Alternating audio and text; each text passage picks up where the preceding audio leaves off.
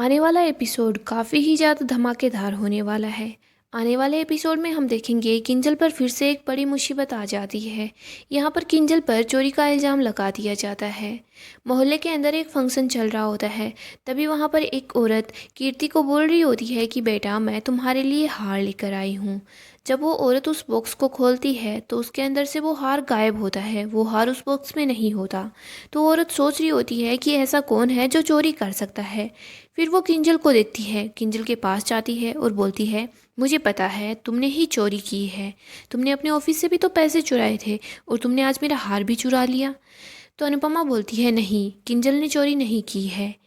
वो औरत बोलती है मैं अभी किंजल की तलाशी लेती हूँ तो सब साथ सामने आ जाएगा। अनुपमा बोलती है हाँ तलाशी लेनी है लो, लेकिन किंजल के बाद सब लोगों की तलाशी भी होगी। तो वो औरत चुप रह जाती है। इधर मोहल्ले के सब लोग अनुपमा और राघव के बारे में बातें बना रहे होते हैं। बोलते हैं कि क्या अनुपमा तीसरी शादी करने वाली है।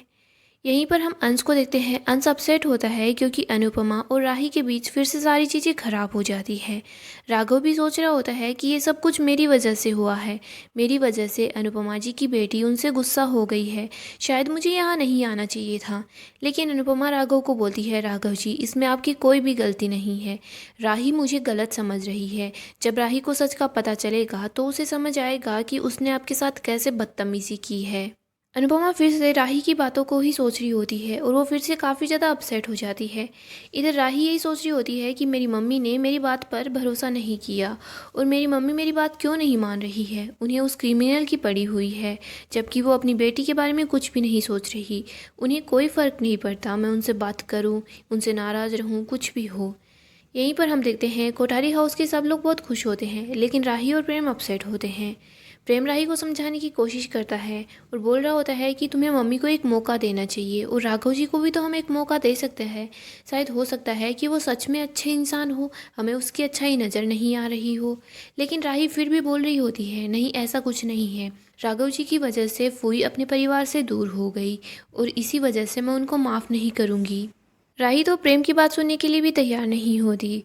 इधर हम देखते हैं मोटिबा सोच रही होती है कि बस मैं तो ये चाहती हूँ कि ये राही अन्नू की रसोई फिर से जाए ही नहीं। वो राघव वहाँ रहेगा तो राही अन्नू की रसोई नहीं जाएगी और हो सकता है राही प्रेम को भी वहाँ ना जाने दे। तो मोटिबा तो बहुत ज़्यादा खुश हो रही होती है। यहीं पर हम दूसरी तरफ आर्यन को देखते हैं। आर्यन बहुत खुश होता है कि माही ने उसे हाँ बोल दिया है, उसका प्रपोजल एक्सेप्ट कर लिया।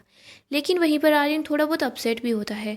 वो सोच रहा होता है कि माही प्रेम से प्यार करती थी, लेकिन माही ने मुझे ये सच पहले क्यों नहीं बताया। इधर दूसरी तरफ माही भी खुश हो रही होती है। वो सोचती है कि अब मेरी शादी आर्यन से हो जाएगी और मैं भी राही के आसपास ही रहूँगी, उसी घर में रहूँगी। गाइस अपकमिंग एपिसोड काफ़ी ही ज़्यादा धमाकेदार होने वाला है। लेकिन आपको क्या लगता है, क्या राही अनुपमा को समझ पाएगी या फिर वो ऐसे ही अपनी मम्मी से नफरत करती रहेगी, अपनी मम्मी को गलत समझती रहेगी। और यहीं पर हम देखेंगे कि अनुपमा यही सब कुछ की वजह से घर छोड़कर भी चली जाएगी। तब राही को समझ आएगा कि उसकी मम्मी की कोई भी गलती नहीं थी, राही ने अपनी मम्मी को गलत समझ लिया है।